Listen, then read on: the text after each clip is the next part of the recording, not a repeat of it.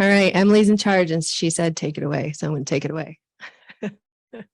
Good afternoon, everybody. My name is Meg Flynn, and I am here today to talk to you about the returning rapids of Cataract Canyon, because I am part of a group of 4 people that we call ourselves the Returning Rapids Project.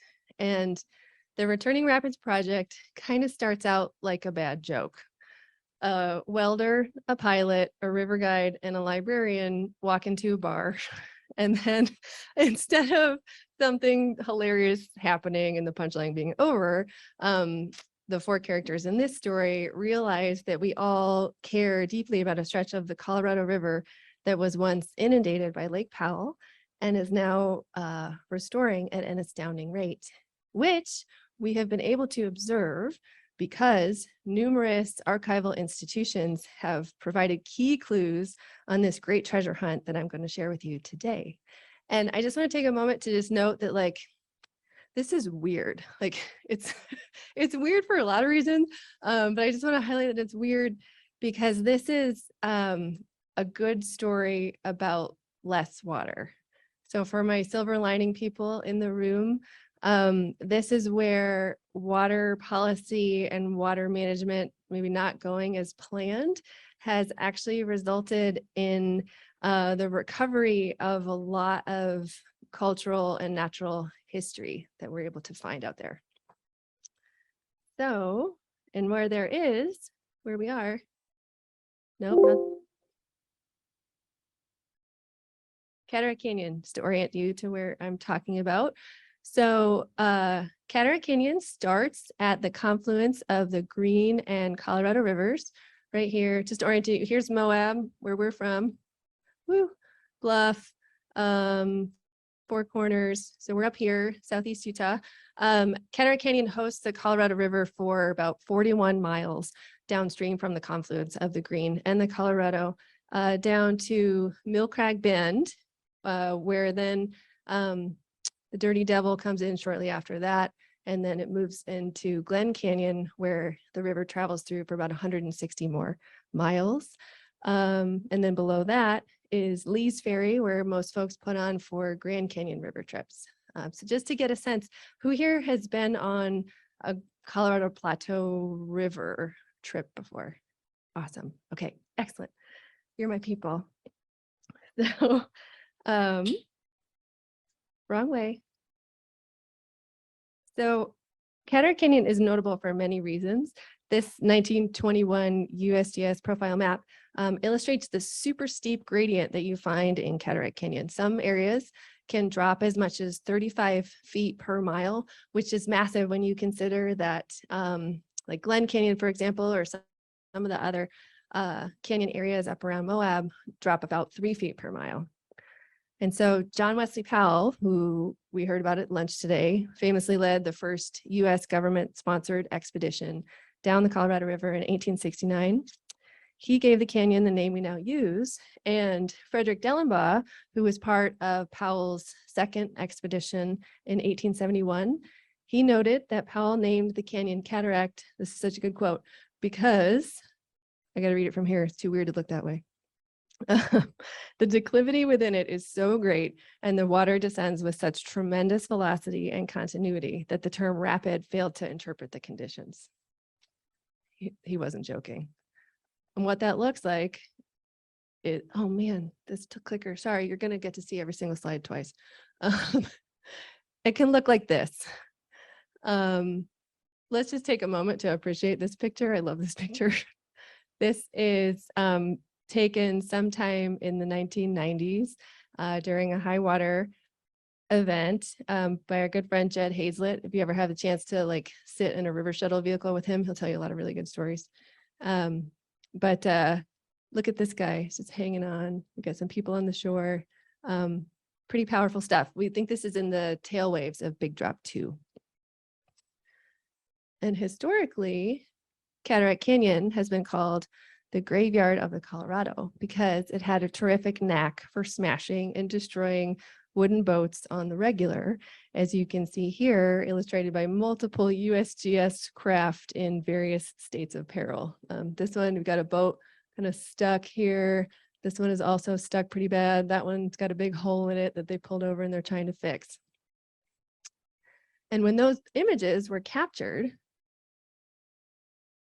this is what they were working with, a pretty much undivided, minimally controlled river. And this is the 1921 USGS survey that was published in 1923, so where this map comes from. It was just one continuous river corridor. You've got Cataract Canyon up here, just the scale of it is huge. And Glen Canyon all the way through here.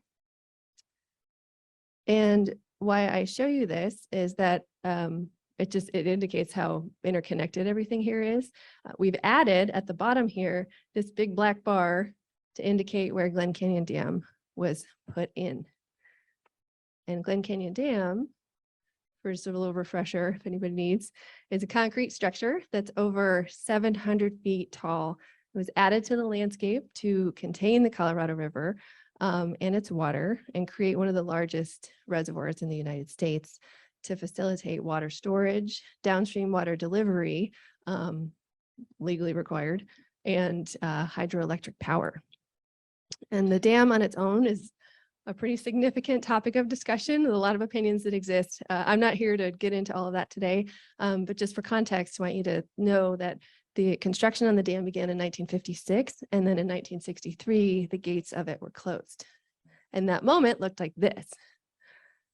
So it happened on March 13th, 1963 at 2 in the afternoon. That guy pulled the lever that closed the gates of Glen Canyon Dam,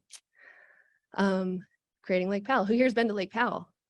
Familiar? Awesome. Okay. So it took the Colorado River around 17 years to fully back up as it created the reservoir that we know as Lake Powell. And it filled it almost 200 miles upstream from where the dam was located. It's a pretty significant reach. It also inundated the San Juan River, the Escalante River, the Dirty Devil, and hundreds of side canyons at the point where they meet the Colorado River. And it reached its full pool or high stand at 3,700 feet above sea level. Sometime around the 1980s is when it was really full the entire way. And it stayed pretty full for a long time. But as we've been talking about today, the mega drought or aridification that we've been experiencing that began in the early 2000s has driven that reservoir to much lower levels. And that has meant that the canyon is revealing things that were formerly under all of that water.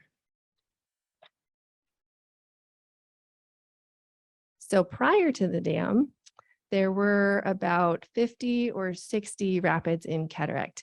It very much depends on what source you look at to find the number of rapids that were in Cataract. And even though they're all different, I'm sure they're all 100% right.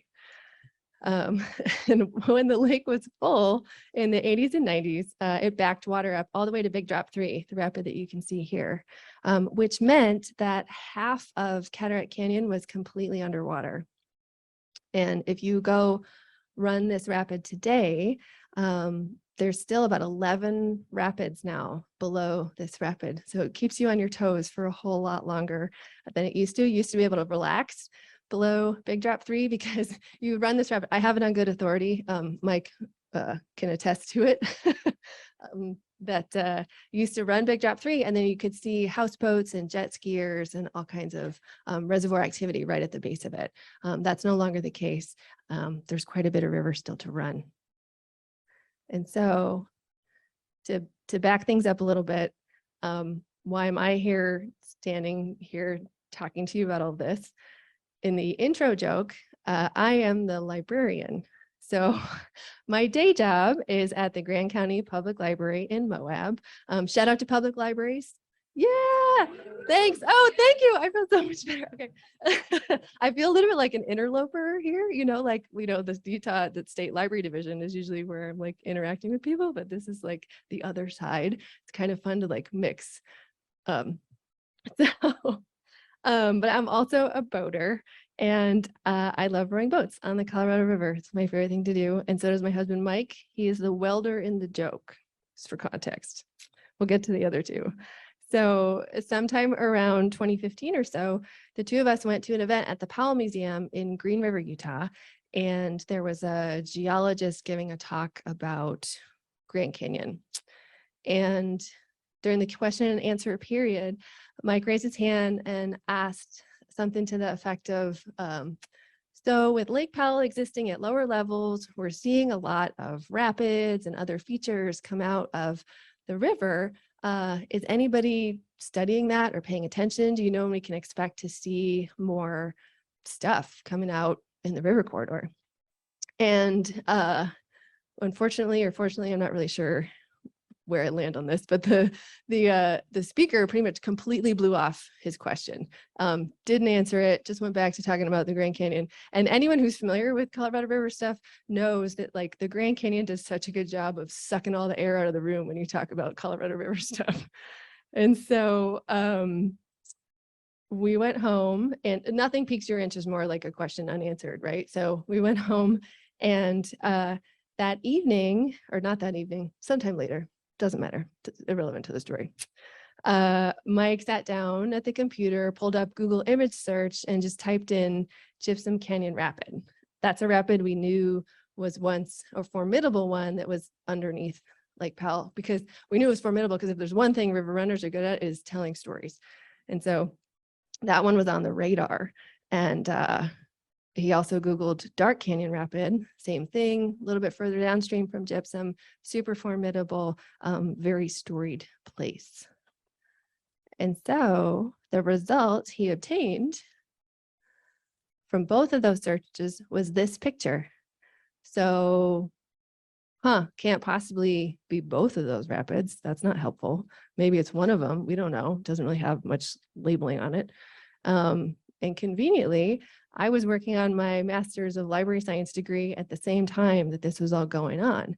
And so I realized what he was trying to do via Google image search and suggested that there might be some other resources out there that we could get into to look at and try to find information about the historic rapids that were in Cataract Canyon. And this was beneficial personally to me for two reasons. One, we aren't really snow people, and so the winter can get kind of long and boring in Moab, and having some kind of fun project to throw your energy at really helps you get through the winter time there, because it's dark. And two, like I said, I was working on my library science degree, and so it was a really great way to distract him with a whole bunch of stuff to focus on so I could be doing other things and get all the work done that I needed to do. So we started looking at freely accessible digital archives for images of Cataract Canyon. We found those in places like the University of Utah, Marriott Libraries, Utah River Running Archives, Northern Arizona University, Klein Libraries, Colorado Plateau Digital Archives, the Utah Division of State History. Woo! Yeah, okay. Digital collections, thank you. The Huntington Library, digital collections, USGS, photo archives, tons and tons more. Those are just some of the highlights. And through those searches, sure enough, we found pre-Glen Canyon Dam pictures of the very rapids that Mike was trying to see. And so here is actually Dark Canyon Rapid in 1947. Definitely looks formidable. Kind of glad I don't have to run it. I mean, but eventually it'll be cool, I'm sure. And so also, here's another one of Dark Canyon Rapid from 1963, the very year that the gates of Glen Canyon Dam were closed. And then to get to that other one, Gypsum Canyon, here we have 1953. This is a group camping on a beach just downstream of the rapid, having a lovely time because they're on the other side of the rapid, which is the happiest place to be. And so what else do I want to say about that? That other image, you'll notice, wasn't either dark or gypsum. Thank you. We think it's actually Rockfall Rapid, which is yet another historic rapid in the Cataract Canyon corridor that we were interested in. And what's important here is that we found that archives all around the West have been doing a lot to preserve and share the history of the Colorado River. And then it was game on. We found a whole lot. And we realized that we could take these historic pictures on river trips, match them to what we were observing in real time, and so began the quest to determine what had returned, what might return, what we might expect to see when we might see it, what other kind of treasures were underwater backed up, that had been backed up by Glen Canyon Dam. And it's pretty darn fun. We get some clipboards, take whatever printouts we're going to focus on that particular trip, and we cruise downriver and try to figure out how to match stuff. We've got a lot better at recognizing the various skylines that you can see through the corridor of Cataract Canyon. And so it's pretty fun to be in a place now where you can look at a picture and just know right where it is. And then the other super positive side of it, I think, from a library perspective, is that through doing this, we've actually been able to help archives improve their metadata. And so we can give more specific or accurate or corrected location metadata. Sometimes we found pictures that are actually flipped. And so we've been able to let them know that what you can see in their digital archive, they actually need to turn around the other way, got digitized backwards, which in turn helps them update their collections, and then they become more accessible and discoverable, so everybody wins. Our pursuit has also benefited greatly from historic maps and guidebooks. We have some printed out that are blown up big for all of you to look at if you want to. In particular, the one in the back, and the pictured here, a portion of it, the Les Jones scroll maps have been super duper helpful. He was a 1960s era river explorer and made maps that illustrated information about the river corridor, what rapids were there, what elevation they were at, all kinds of other helpful information. And so the combination of historic maps, guidebooks, photos set us up to seek answers about all of our curiosities regarding Cataract Canyon.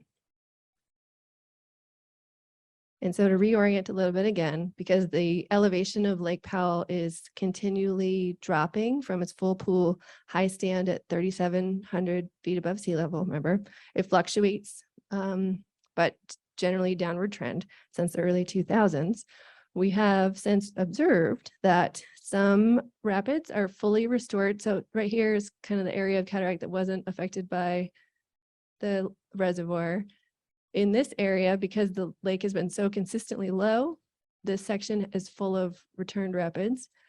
This is where they're still working it out. This is Gypsum Canyon that I was talking about earlier. And then the interesting, well, it's all interesting.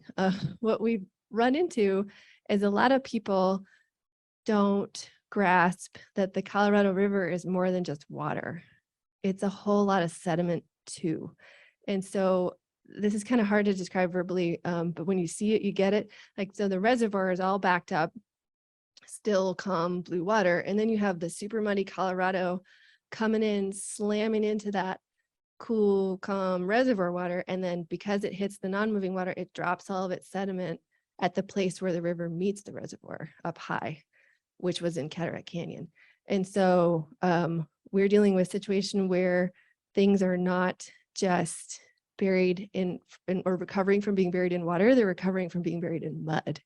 And so the mud is a huge animal. And so this area here is where we're seeing a lot of that mud get carved out right now as the river current works it through. Does that make sense?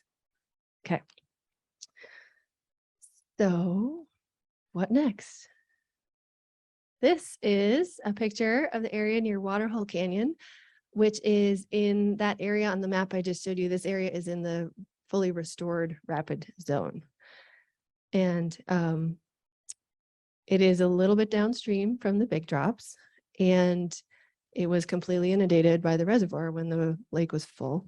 This picture from 1991 shows you what that looked like. And keep an eye, oh, I'm going to go back one on purpose.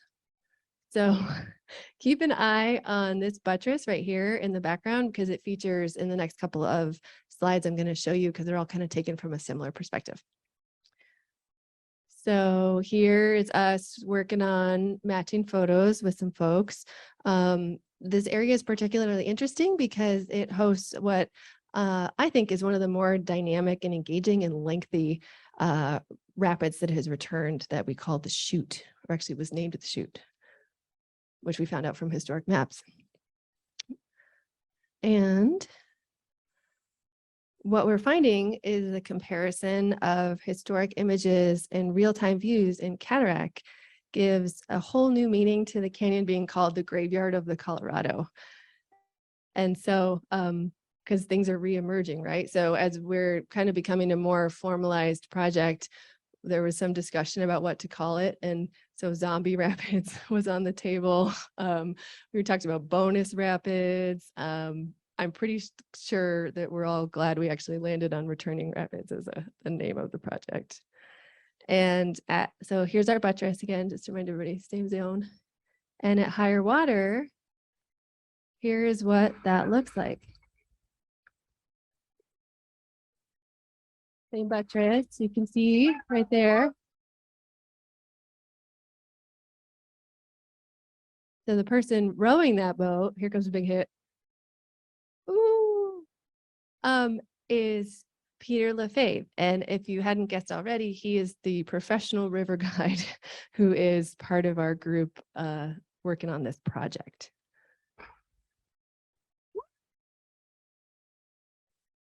That's the best part. So Pete and Mike met each other when Pete came into Mike's shop one day. For context, he's a welder. He's a welder of like river related gear. So you better believe that he attracts river guides like a bug zapper. Like they are always around that. He doesn't hurt anybody like a bug zapper would, but there's always all kinds of river folk all around, which is awesome. We learn a lot of great stuff from everybody. And so anyway, the two of them began discussing some rocks that had begun to poke out in the water just upstream of Gypsum Canyon right here. You can see here, this is 2015. It's not a whole lot going on. 2019, what's up with these rocks? That's super interesting. What's going on? And so we did a search for historic images in that area and found this one, which was taken by E.C. LaRue on September 21st of 1921. And in the picture, one of the Kolb brothers, who some people may be familiar with, they're kind of storied Grand Canyon photographer fellas.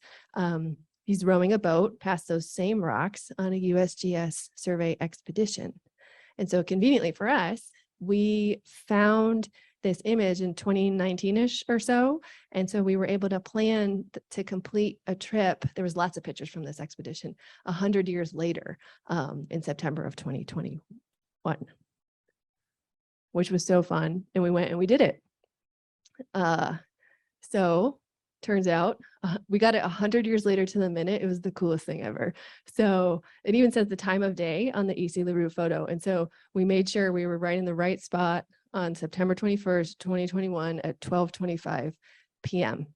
And what you can't see from this picture is that on the shore, there was several people with us, and on the shore, there's a whole bunch of folks standing with their cameras, like ready to go as Mike and not this Mike, different Mike, doesn't matter, rowing his boat past, and the pictures from behind everybody, it just looks like river paparazzi. It's like super funny. So that was amazing. And you can see here, you know, it all lines up down to the shadows. That was a really cool thing. Same kind of time of year, right? It makes sense that the shadows would be the same at that same time of day.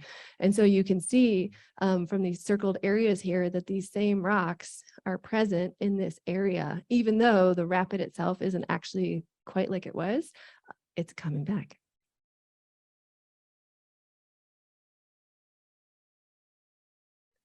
So here's another match that we did from on that 100 years later trip. This is the Gypsum Canyon Tower in the background.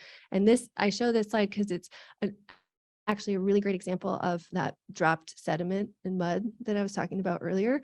And so you see this a lot on the sides of the river, and then it's also under the river in all of Lower Cataract, this stuff here. So you can see not there. Reservoir was here for a long time, dropped all this sediment because of the river, and now there's these massive, massive piles of mud and dirt that are out there.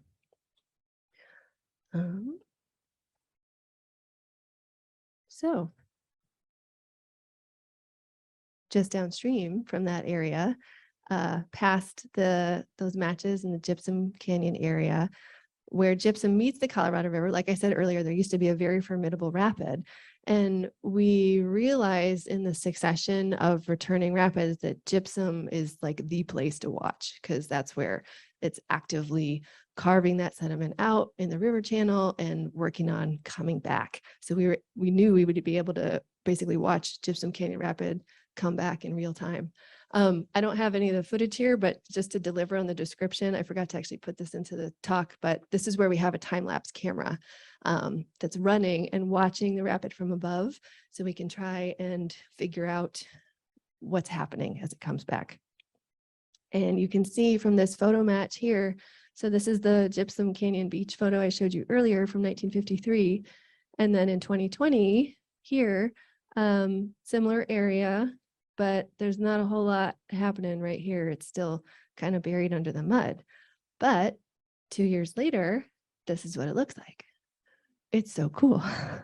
So it's changing constantly, and it's been a really fun place to focus on. We're also really fortunate that I think because gypsum was such a formidable place, but also a big open place and a nice place to camp, there are tons of archival images of this area. And so we actually have like goofy little names for all the rocks on the skyline, so we can like easily pick out like, oh, that's gypsum. We know that that's something we can go match in that area. We're also very fortunate that because the project has been getting a little bit more attention, people have heard about what we're doing and will send us some of their personal archives as well to look at. And so we actually have a good idea of what to expect from Gypsum Canyon Rapid, because a woman named Priscilla McKenna sent us this. She was part of the Powell Centennial trip in 1969. And this is her in a boat with, I think her husband. He was a geology professor at Columbia. And this is them in Gypsum Canyon Rapid. For any boat geeks out there, this is a Neville's boat. Neville's Cataract boat. That if anyone was in Sam's session just a bit ago, same style of boat. So this is another one. The super cool thing about this particular Cataract Neville's boat, it's named the Sandra, and it actually still is on the river today. And the guy who we work with in our Returning Rapids project, Peter, rows this boat on Grand Canyon River trips. And so he has all kinds of great stories, because passengers for these type of boats actually like hang on to the front of the boat. And it's like a wildly popular thing. And Pete is just an incredible boatman. And so he rows this boat on the regular, which I think is pretty special, that we also have archival footage of it in Gypsum Canyon from 1969. So moving on downstream, even though we are not yet observing historic rapids emerging below gypsum, we're hopeful that's coming soon, fingers crossed. We are still finding all kinds of incredible things revealed from areas that were previously underwater or under mud. And so Clearwater Canyon is another storied place that we could keep an eye on. This is a picture of dories at a lunch spot up inside Clearwater Canyon in 1983. And people familiar with Colorado River history know that 1983 was one of the highest water years recorded in modern times. And they had to cruise way, way, way up into this canyon when the reservoir was at its fullest in order to just have a place to stop.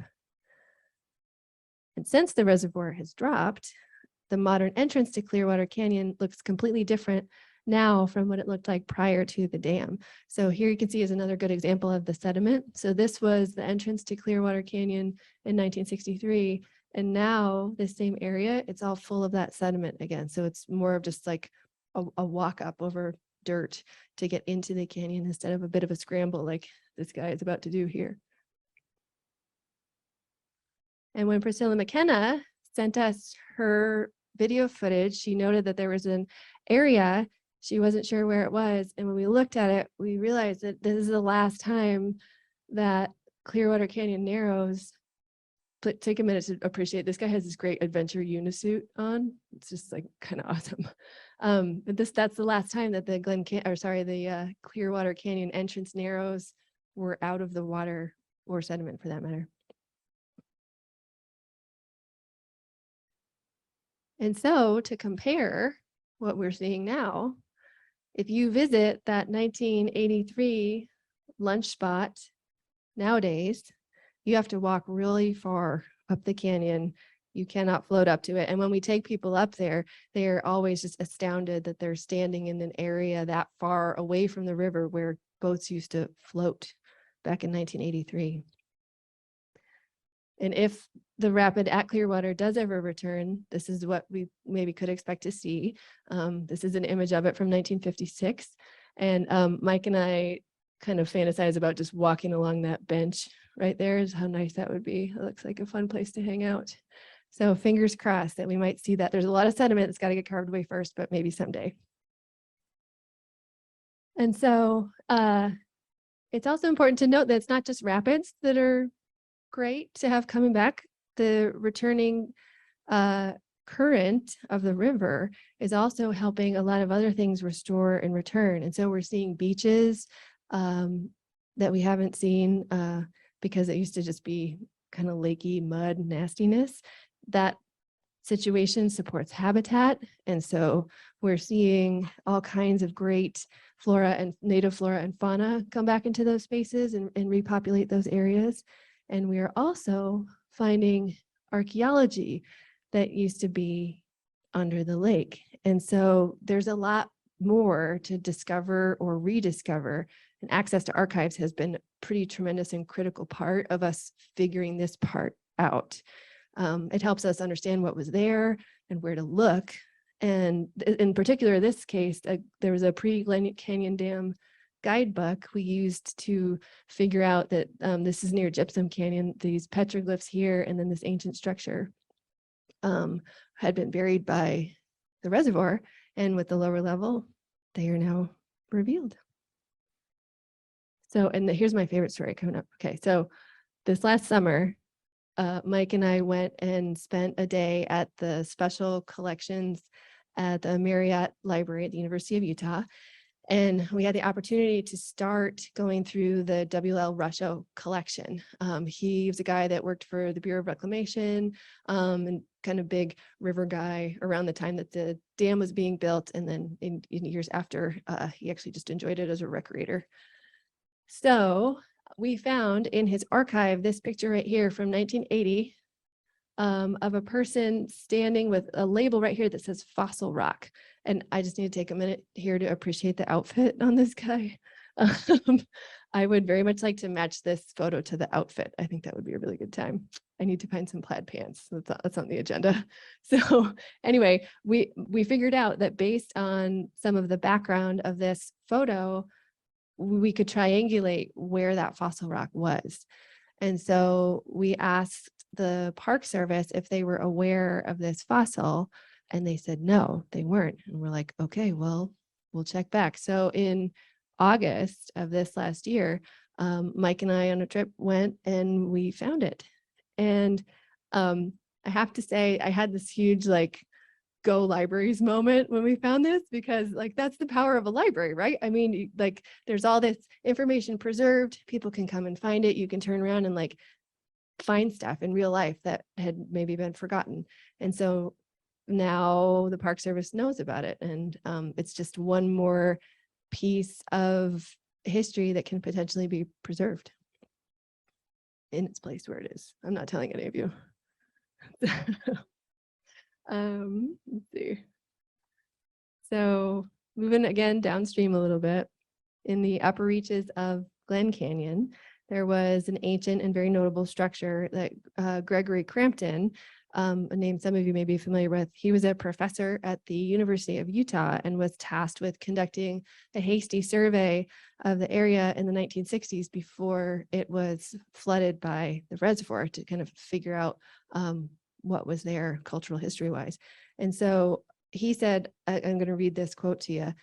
In contrast to so many canyon country prehistoric structures, which were built in obscure places, this one stands out in the open on a bold headland, and its interesting skyline has arrested the attention of many river travelers as well as those by land.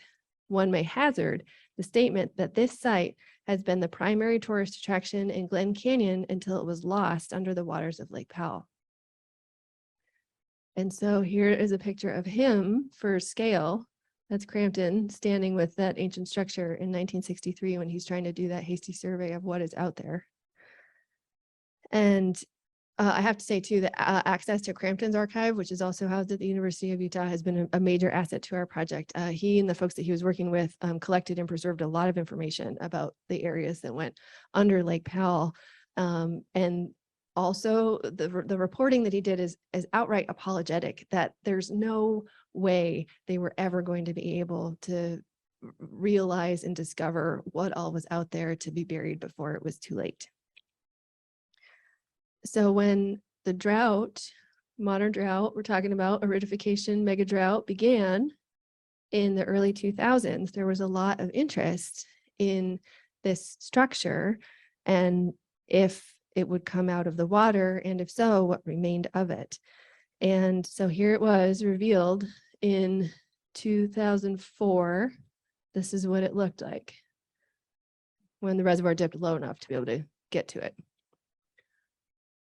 But as I mentioned a little bit earlier, the sediment, so the reservoir is always fluctuating, and the river to reservoir transition zone involves a lot of that deposited sediment or mud delta. And so the river is kind of always moving some of that mud downstream. And we have been observing many of its effects in Cataract Canyon and Upper Glen Canyon as we keep track of those changes that are occurring. That's what we call kind of the sediment carving zone when we're talking to folks about what's going on. And in some locations, the river does super crazy things as it tries to travel across this sediment. Sometimes it ends up back in its historic channel, and sometimes it doesn't. And so the pilot on our team, Chris Benson, he is also trained as a geologist, and he actually helps us understand some of the earth science processes that are at work as we see some of this go on. So when the ancient fort went back under reservoir water years later, the mud delta was a whole lot closer to that location in Upper Glen Canyon. And this is not technical. Again, remember, I'm the librarian, not the geologist. But what we think happened is that the river was forced out of its channel in this area because of the mud, which made it so that the current of the river was flowing across the location of the ancient fort. And what we now know that the reservoir has consistently dropped low enough to leave this location pretty high and dry is that that structure is now completely gone. We were just in this area last week on our fall science trip, checking out what's going on, and we're able to show some folks what was there and what is no longer there. And this comparison photo here gives you a good idea too of the scale of the mud or sediment that we're talking about. There are places where it's like nearly 150 feet thick. So that's a lot to get through. On a brighter note, thanks to that Crampton archaeological reporting, we also knew that there were multiple inscriptions in, on, and around that fort. And so just last Thursday, we were poking around this area and we found this boulder here near it that has a Powell inscription on it. It's hard to see, but this is kind of zoomed in. So here's the P right there. Oh, it goes this way, kind of. This is from the Crampton report. This is the rock that we found. And so there's multiple other inscriptions on it. And I'm actually super curious to get back there and poke around more and see what else we might be able to find. But this is now revealed and out of the water, which is pretty amazing. And Mike was just able to report this to the Glen Canyon National Recreation Area archaeologists like yesterday. So there's a lot to see and share. And to rewind just a couple of years, starting back in like 2018, 2019, we kind of became the Returning Rapids Project because we made a whole lot of what we started to jokingly call grown-up picture books, because we would do a bunch of research of historic information, and then we would go boating with that information with us, compare what we were seeing, and then we would come home and we would just share.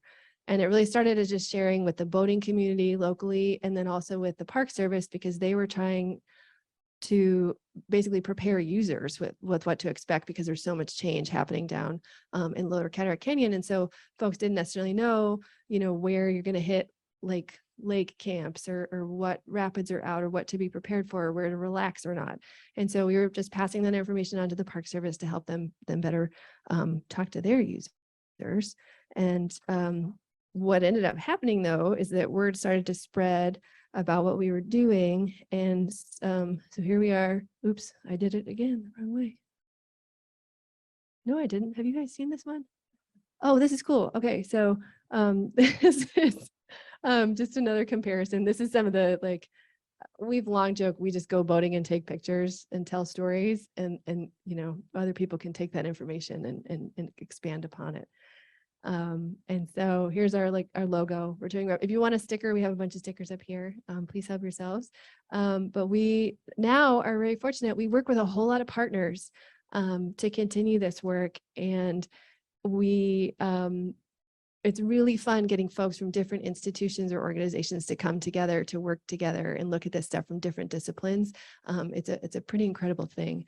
And it's also attracted a lot of national news or local news too, attention. And so the reason I highlight that is because honest and easy free access to archives for folks like us who aren't necessarily students or scholars has helped spark this significant citizen-led project that has drawn some amazing partners. Like I was saying, it helps us tell a story of water in the West. And we are now better able to help the Park Service know what's out there as far as what to focus on protecting or preserving. We've got a lot more public interest in what's happening there. And the more we know, combining historical context with modern data collection and study, the more we can help land and water managers make informed decisions about this changing landscape that we are living on. This is so cool. This is a fully restored rapid right here. I love this picture so much. And that's all. Thanks. If you're interested in more information, there's lots of stuff on our website. We're going to have some more reports coming out soon. And we'd love to chat with folks if you have questions.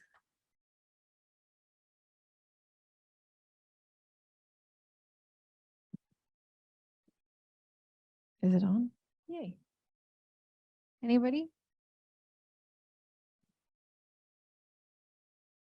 Has the National Park Service tried to stop you, or initially did they try to stop you from doing this kind of stuff because they thought it might interfere with what they wanted to do? Ooh, that's a good question. No, they've actually been a really fabulous partner.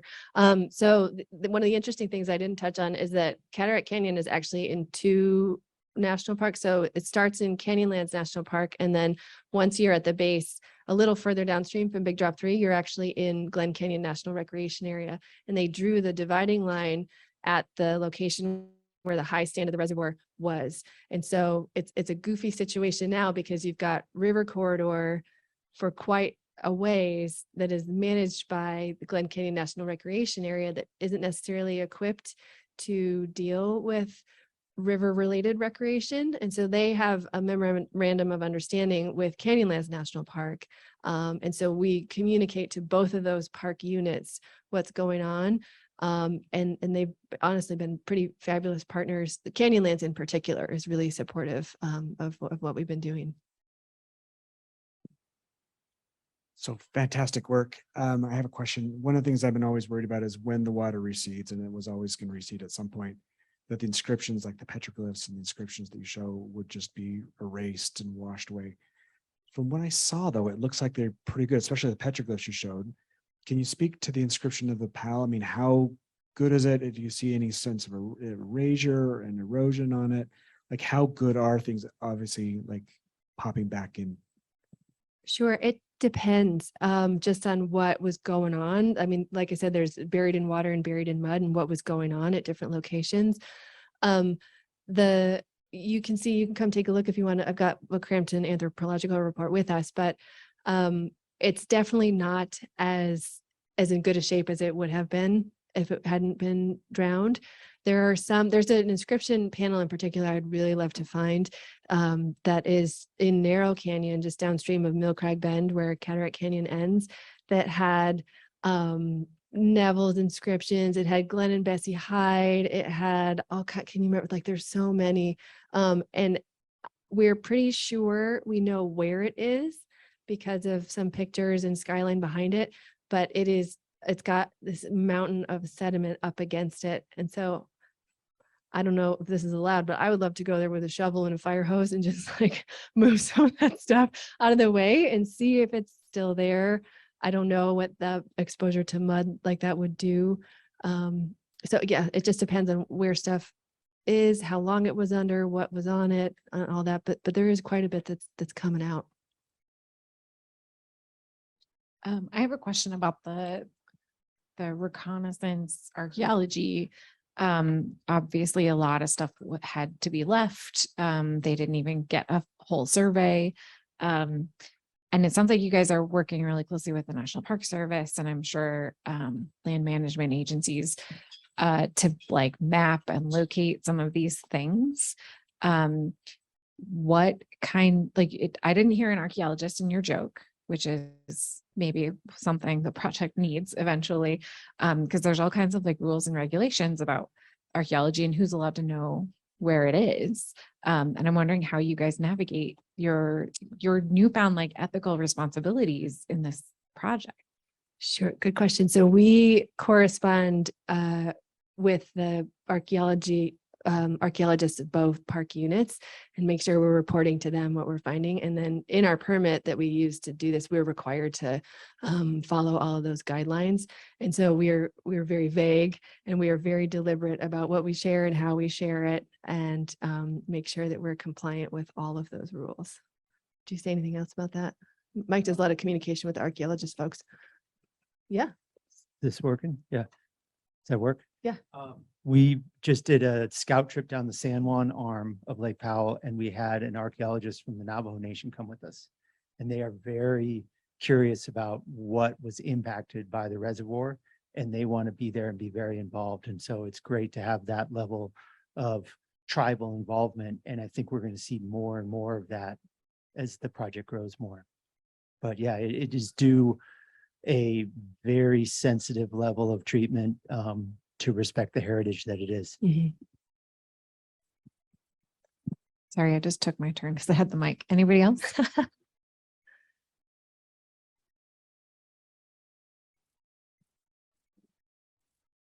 So I'm just curious, I'm guessing you both have full-time jobs that you do, and then on top of it, you have this Yes. passion project. And I'm just out of curiosity, like, how much time do you put into this on a weekly or monthly basis? It's just a lot curious. of time. Yeah, we don't have kids. So this is kind of our baby. It's a lot of time. It's definitely, especially as it's grown in scope and in a level of attention it's attracting, I would say. What would you say? How would you answer that question? It's a lot of time, but it's great because we love being on the river. And I think in the face of, for me, I have a little bit of anxiety about climate change, and it's a way to focus that and try to get people to think about it and have a really good conversation to understand a place and what our human impacts have been, and maybe some of the choices that are coming down the line. And so if it is a little bit of extra time, for me, it's more than worth it. We talk a lot about doing it for the river, to protect as much of the river as we possibly can, however we can help or inform some of those decisions. I have questions about that then. So in a like pie in the sky world, what does the project look like 5 or 10 years from now? Ooh, that's my question. So you asked about our level of involvement with the Park Service. There've been a couple questions about that. I don't know how we went from when's the next rapid coming back to we're asked to attend Park Service meetings on a regional level, where there are superintendents of parks, there are decision makers on a regional level that are saying, what do you think is coming down the pike? What do you think we should do? And they're paying you for your time, right? Mm, no, that's a no. Uh, Yeah. But to be able to be to a place, I mean, because the whole project started in a way to help the National Park Service know how to inform visitors of all the change more. And so there are big decisions that need to get made about the two large reservoirs and how to best manage Colorado River water to get it to the most amount of people. We're able to be there to help share some of our perspective about it and hopefully manage the Colorado River in a better way.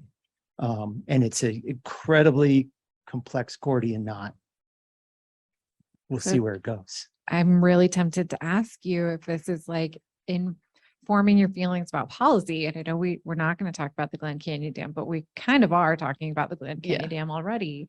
And I'm wondering how, maybe I'll ask you a kinder version of this question, which is like, how have your thoughts about water management, particularly on the Colorado, changed? Because I like the way you framed this as the sort of a bright spot. It, a returning wild river is an incredible opportunity. And that's maybe the best thing you can say about it in the larger context.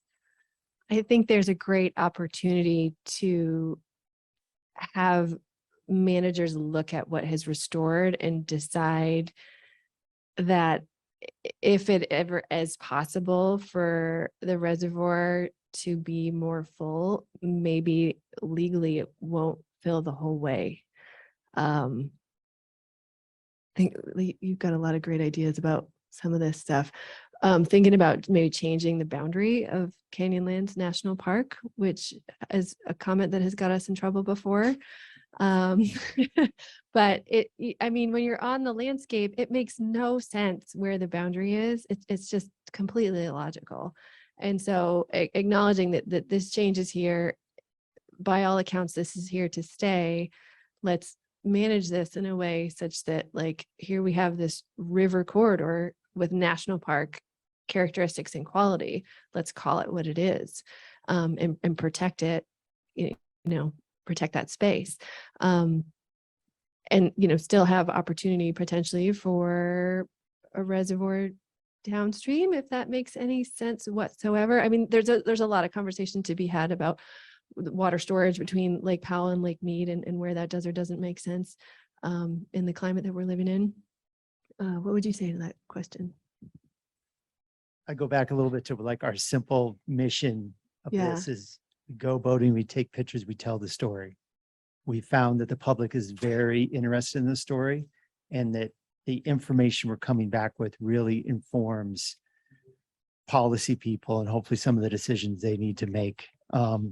It's such a fast changing landscape that where we are now versus 3 years ago, we're seeing stuff I never thought we'd see. And where we're going 3 years into the future, who knows?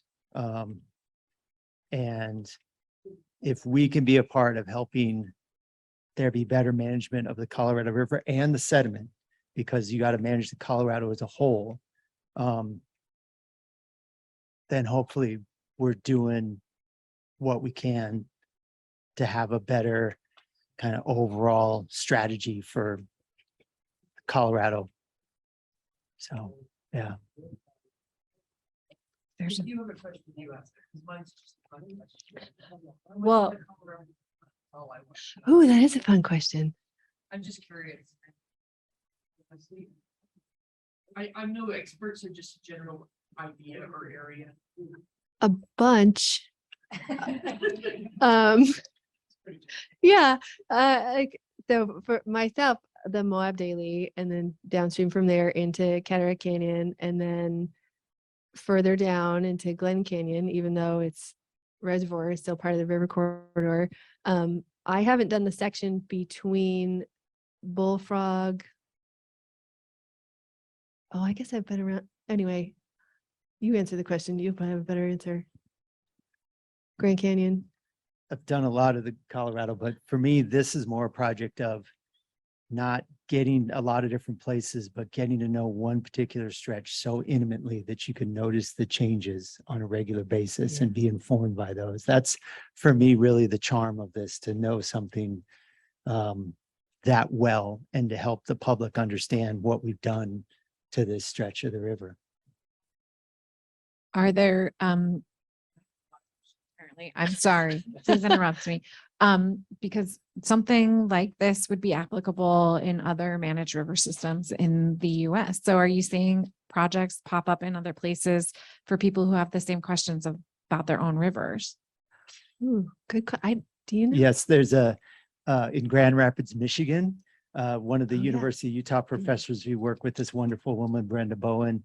She has a sister where she sent her a shirt because they're trying to help their river be healthier and restore in whatever river system that Grand Rapids had some rapids on. And so we're seeing people do some of that. We started doing a San Juan arm study this fall, and we're going to start comparing the two, which is fascinating to compare the two different river systems. And then someone at Prescott College wants to start doing it below the Grand Canyon. Yeah. Even Black Canyon. Mhm, Yeah. mhm. My last question would be, what do you need what can I do? What do you need from me? Tell people about it. Go to our website. I'm from a public library, so I'm always nervous, but to say stuff like this to a group of people, but you could donate to the project through the website. We are a project underneath the Glen Canyon Institute. And so they are a nonprofit organization that fully supports our project. And you could kind of follow them to. And if you see go what through we're up to. Cataract Canyon, we just on our last Oh, science yeah. trip, we're developing this whole system that, because we always get people like Prescott College students or students from other universities or students from high school groups who are like, hey, we want to help. What can we do? So in our next, we publish an annual field binder every year. And next year's field binder, there's going to be a little section on here's how you could help do the studies. Like, Yay, citizen science, research. yes. Yay. Sorry, I've monopolized it. Anybody else? I think we're just about at time. Yes, we are. Yay. Thank you so much, Meg and Mike, for your time. Thank you.